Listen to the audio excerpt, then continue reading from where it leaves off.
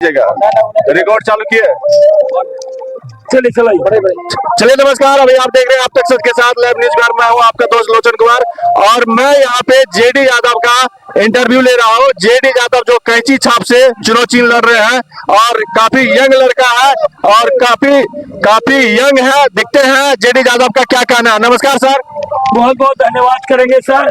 और यंग नौजवान नए परिस्थिति आधुनिक युग के परिवर्तन के अनुसार और नई पीढ़ी के नए विकल्प के रूप में अगर हमको देखना चाहें तो उसमें देखिए, संघर्ष के प्रतीक के रूप में देखना चाहें उसमें देखिए, नरपतगंज विधानसभा क्षेत्र को एक फुलका प्रखंड के निर्माण की जो सत्य आवश्यकता है और हमारे डिग्री कॉलेज नहीं है उसकी आवश्यकता है।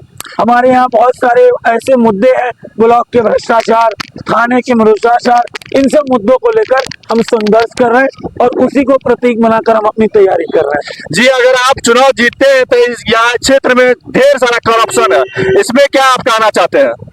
अगर हमें मौका मिलता है और हम बनते हैं तो हम क्षेत्र के सुधार के लिए अपनी पूरी ताकत के साथ, अपनी पूरी मुस्तैदी के साथ हम अपने क्षेत्र के विकास को करने का काम करेंगे। और क्षेत्र के विकास में जो हमको लगता है कि जितनी मेहनत हमसे हो सकेगी, जितना जद्दोजहद हमसे हो सकेगा, जो विकास निर्माण के कार्य जैसे सड़कों का, पुलिया का, पुल का, जैसे अनेक मुद्दे हैं सर। ब्लॉक में कोई भी काम बिना पैसे का नहीं होता है। गरीब आदमी जो न्याय चाहता है, जिसको न्याय मिलना चाहिए, हमको जहाँ तक लगता है बिना पैसे के FIR भी नहीं होती है। अगर बिना पैसे का FIR नहीं होगा, बिना पैसे का अगर सारी चीजें नहीं होंगी तो फिर कैसे लोगों को न्याय मिलेगा?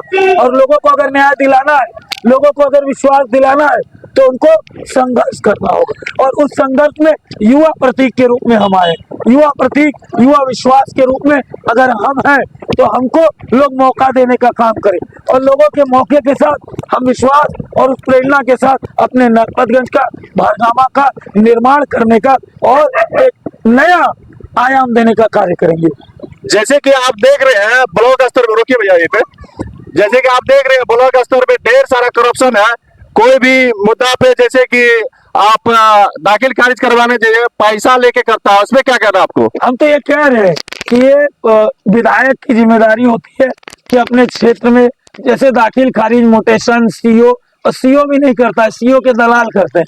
CO के द्वारा है कि नहीं है, लेकिन जहां तक हम जानते हैं 10-20 वहां पर ऐसे लोग हैं जो टका लेकर काम कराते हैं। क्यों इस पे सरकार का क्या कहना है? सरकार क्यों नहीं जवाब दे रहे हैं? सरकार का इसका जवाब दे इसलिए नहीं है कि हम लोग सब लोग, हम जितने हमारे यहाँ अभिभावक दिख रहे हैं, या तो बीजेपी को वोट करेंगे या तो राजद को वोट करेंगे। और राजद और बीजेपी दोनों नेता जीत जाएंगे, चाहे अनिल बाबू, चाहे मनीष बाबू, चाहे देवेंती बाबू। जयप्रकाश जी 5 साल से लोगों के बीच नजर नहीं आए, 5 साल विधायक रहे, कौन सी दुनिया में थे मालूम? चलिए जेडी जी, मैं एक सवाल, लास्ट सवाल मैं आपसे करता हूँ। जैसे कि ढेर सारा अभी उम्मीदवार है और सब में एक आप जेडी यादव दिखाई दे रहे हैं, इसका क्या कहना है? जीत के आप जनता के लिए क्या करेंगे? जीत कर हम जनता के लिए फुलका निर्माण प्रखंड का करेंगे सर। बेला को, बसमतिया को, बबुआन को, पतराहा को, अचरा को, मानिकपुर को, नवाबगंज को, सोनापुर को, इन सारे लोगों को नरपतगंज जाके ब्लॉक काम कराने में दिक्कत और परेशानी आती है। अगर फुलका में प्रखंड हो जाता है तो उसका समाधान होगा।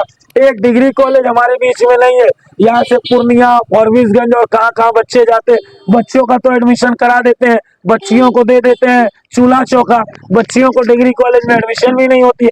तो ये सब मुद्दे मेरे और इस पर हम काम चलिए धन्यवाद जेडी यादव जी, आपका ज्यादा समय नहीं लेंगे, समय कम है और लास्ट चुनाव प्रचार था, इसके लिए धन्यवाद इंटरव्यू देने के लिए। नमस्कार।